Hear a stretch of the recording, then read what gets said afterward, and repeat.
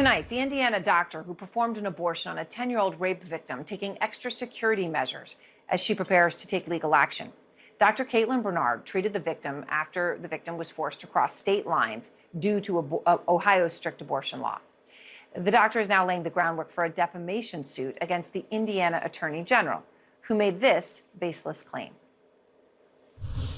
We have this abortion activist acting as a doctor with a history of failing to report. So we're gathering the information, we're gathering the evidence as we speak, and we're going to fight this to the end, including looking at her licensure if she failed to report. And in Indiana, it's a crime to not report, to intentionally not report. These accusations about not reporting appear to be completely fabricated. Documents obtained by CNN show Dr. Bernard did, in fact, report the procedure as required by law. The story has become a flashpoint in the abortion debate, with Republicans initially very loudly and clearly questioning whether that 10-year-old girl even existed.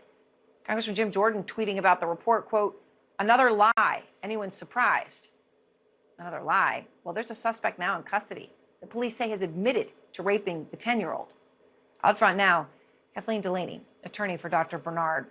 And I appreciate your time again, Kathleen. So when are you going to take the next legal steps against Attorney General Todd Rokita? Well, unlike Attorney General Rokita, we are not going to make a rush to judgment or act rashly. We are doing our homework, gathering our facts, and doing the legal research necessary before we file a case in court. Moreover, we have to wait 90 days from yesterday's tort notice filing before we're allowed to file the type of case that we're talking about. So we're a few months away at least. And you're putting the time in to do it right. But, you know, that what Attorney General Rokita said, right? He said he's pursuing an investigation into Dr. Bernard, right? Saying that she, you know, didn't report. Obviously, that's not true in the case of the 10-year-old girl. He went on further, though, to claim that she has a, quote, history of failing to report. What is he talking about? Well, that, again, is another unsubstantiated claim. Dr. Bernard has never been cited for late report. She's never been disciplined for a late report, and she has a completely clean license with the state of Indiana. And if he had done his homework, he would know that. Well, and he's the Attorney General of the state. One would think before he made an allegation like that on national television, he would have just checked some basic facts. I find it's pretty shocking that the facts are there. There has been an incredible amount of support from around the country for Dr. Bernard, $350,000 raised through GoFundMe, Kathleen. And here is one of her colleagues speaking out earlier this week. Dr. Bernard is amazingly strong, and I will tell you that she has been a fierce advocate in reproductive health for years. This is not new for her. It's not a new space for her. But this last week is the first time I personally have been nervous for her safety. She's not alone. I know, Kathleen, Dr. Bernard has had to hire security in recent days. She has faced threats before, we've just learned. Someone had threatened to kidnap her child. She had to temporarily stop providing services during that time.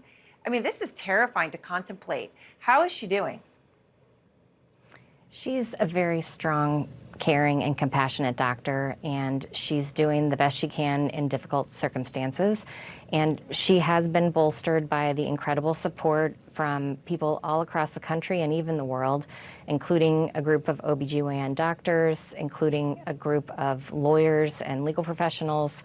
The former dean of my law school wrote a disciplinary complaint and filed it against Mr. Rokita. There are so many lawyers who are outraged because he's not just a politician, he's also a lawyer, and he's subject to our code of ethics, and his legal license depends on his compliance with ethics rules.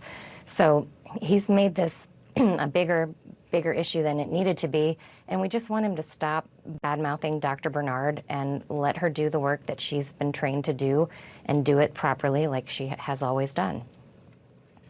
That's right. Thank you very much, Kathleen. I appreciate your time tonight.